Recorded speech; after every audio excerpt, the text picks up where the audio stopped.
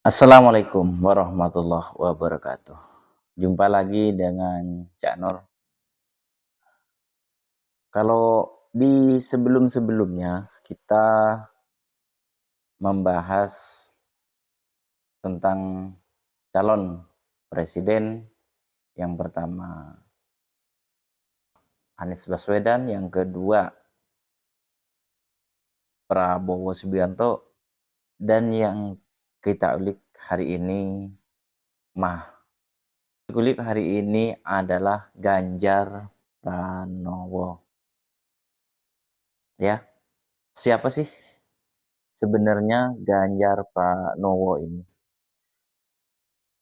Ganjar Pranowo adalah politikus yang sekaligus, kalau kita sering mendengar di berita-berita bahwa Ganjar Pranowo ini adalah keturunan atau bapaknya dulu seorang polisi yang berpangkat rendah, katanya seperti itu kita melihat di media sosial atau di berita-berita.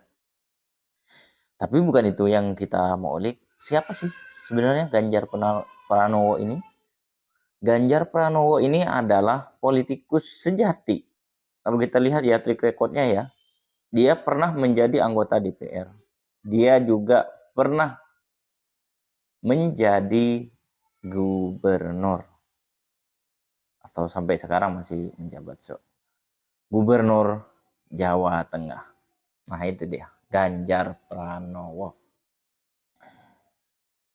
Seberapa besar sih peluang Ganjar Pranowo ini untuk memenangkan Pilpres 2024 ini?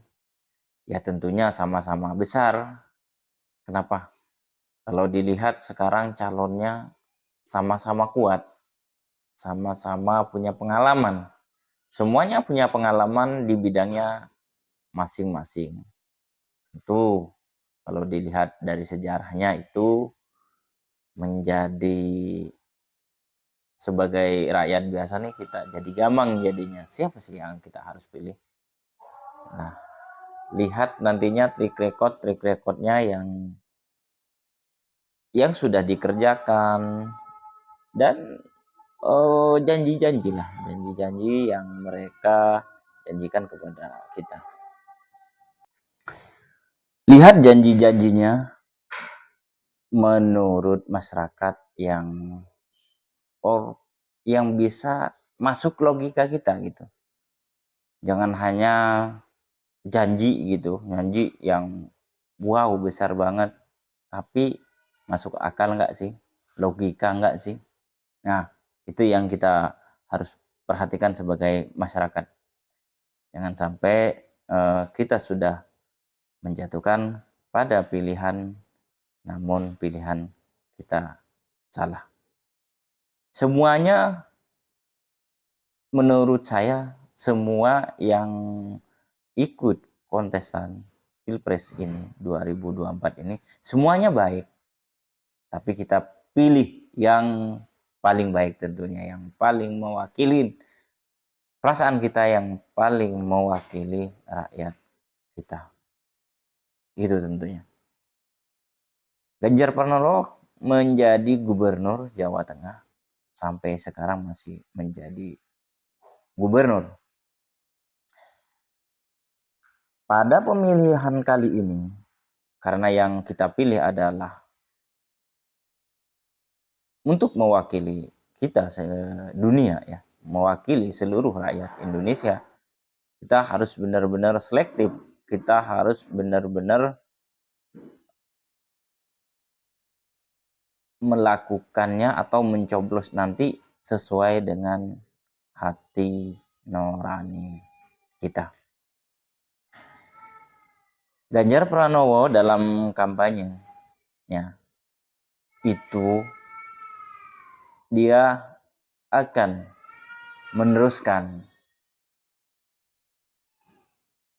yang baik menurut mereka, program-program yang ada saat ini yang sudah dijalankan oleh pemerintahan sebelumnya, yaitu Jokowi Joko Widodo, presiden saat ini. Jadi kalau ada yang pro, ada yang kontra juga. Gimana sih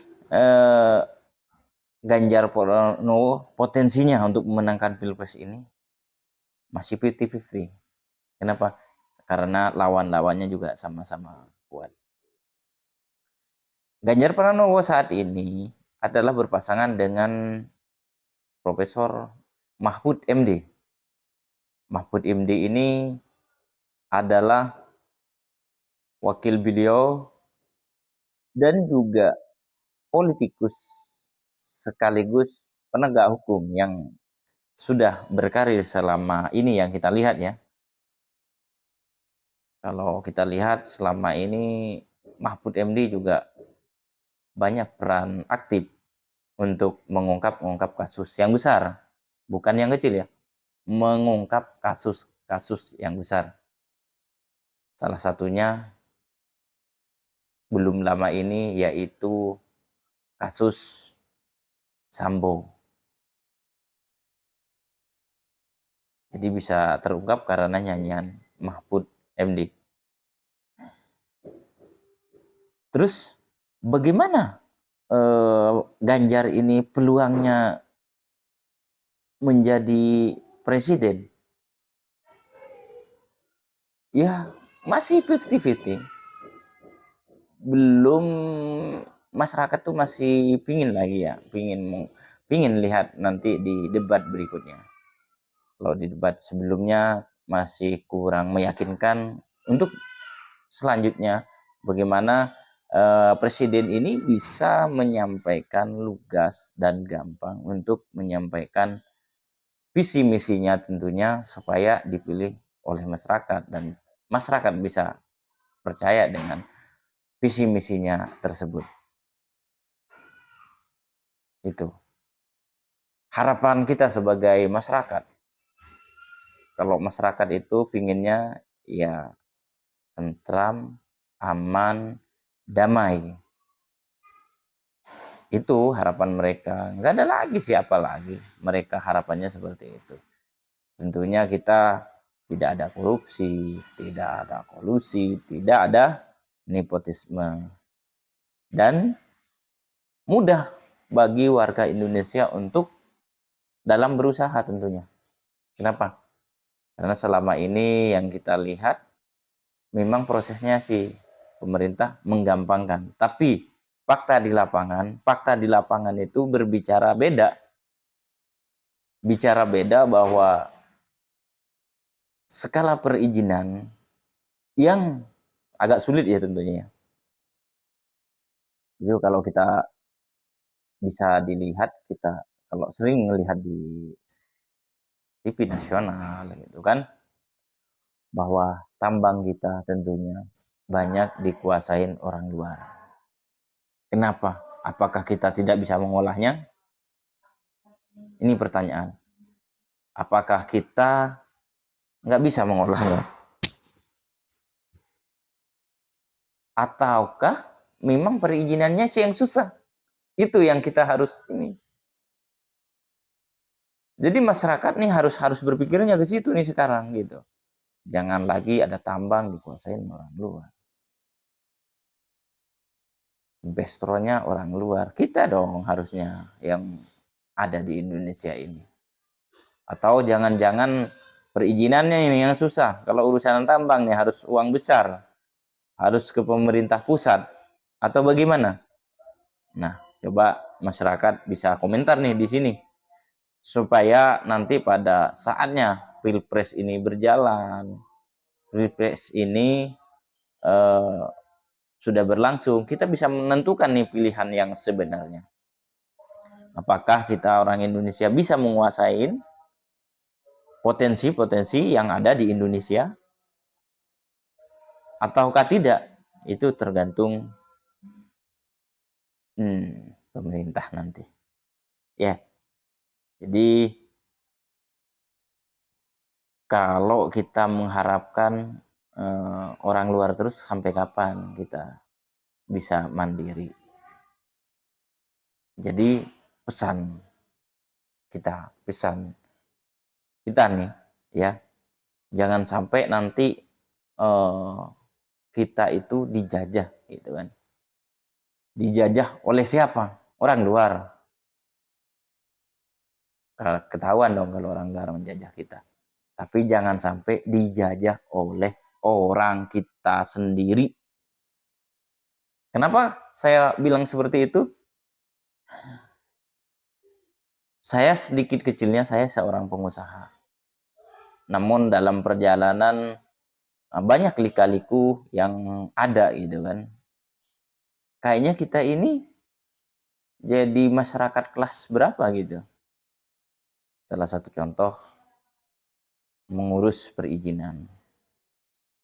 Memang sih kata pemerintah pusat sih gampang, mudah gitu. Tapi fakta di lapangan ya bisa susah, bisa gampang. Nah, pertanyaannya itu, sampai kapan negara kita akan maju kalau seperti itu? Jadi buat bapak-bapak bangsa yang akan maju di Pilpres nanti, itu perlu diperhatikan, perlu eh, apa namanya, dipikirkan gitu. Tentunya kita sebagai masyarakat harapannya kepada pemerintah. Itu saja yang dapat kami sampaikan. Jangan lupa subscribe, like, dan komen supaya channel ini terus berkembang. Supaya pesan-pesan oleh kita masyarakat kecil bisa tersampaikan kepada pihak pemerintah. Salam. Wassalamualaikum warahmatullahi wabarakatuh.